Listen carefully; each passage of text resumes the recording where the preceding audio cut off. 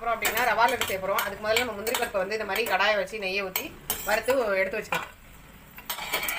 2 cup ரவையை எடுத்து வச்சுருக்கேன், அதை இதில் சேர்த்துடலாம். சேர்த்துட்டு கொஞ்சம் மேலே வந்து நெய் ஊற்றிக்கலாம்.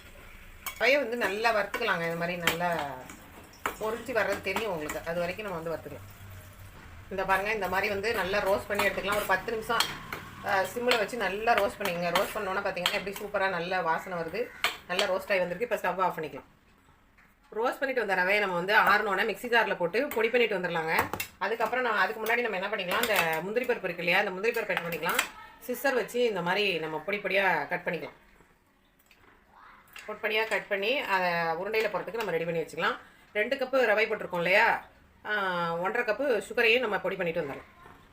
கடாயை அடுப்பில் வச்சுக்கலாங்க. வச்சுட்டு நெய்யை ஊற்றிக்கலாம். அதில் நெய் ஊற்றிட்டு இங்கே பாருங்கள், ரவையை வந்து நல்லா பொடி பண்ணி எடுத்துகிட்டு வந்திருக்கேன். அந்த ரவையை இதில் சேர்த்துடலாம். நம்ம சேர்த்துட்டு பாருங்கள் 1.5 கப்பு சுகரை பொடி பண்ணிட்டு வந்திருக்கேன். அதையும் இதில் வந்து நம்ம சேர்த்துக்கலாம். சேர்த்துட்டு இப்போ நல்லா கிளறிடலாம். 2 மிக்ஸ் பண்ணிக்கலாம்.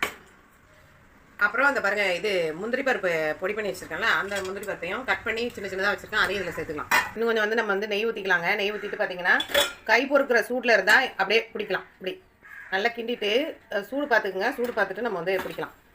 நல்லா நெய்யை ஊற்றிட்டு பாருங்கள், இந்த மாதிரி உருட்டிட்டு கையை அப்படி வச்சு நல்லா பிடிச்சிங்கன்னா அந்த உருண்டை வந்து அப்படியே அழகாக வந்துடும்.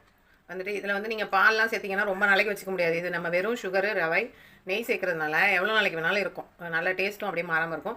பார்த்திங்கன்னா இதை மாதிரி பிடிச்சி பாருங்கள், அழகாக இந்த மாதிரி வரிசையாக நம்ம வந்து ரவா லட்டை பிடிச்சி ஒரு டப்பாவில் கண்டெய்னரில் போட்டு வச்சிட்டோம் அப்படின்னா எவ்வளோ நாளைக்கு வேணாலும் சாப்பிட்லாம். ஈவினிங் ஒரு ஸ்நாக்ஸாகவும் இருக்கும். ரெசிபியை ட்ரை பண்ணி பாருங்கள். என்னோடய ரெசிபி பிடிச்சிருந்தால் லைக் பண்ணுங்கள், ஷேர் பண்ணுங்கள், சப்ஸ்கிரைப் பண்ணுங்கள். இன்னொரு ரெசிபியோடு உங்களை சந்திக்கிறேன். நன்றி, வணக்கம்.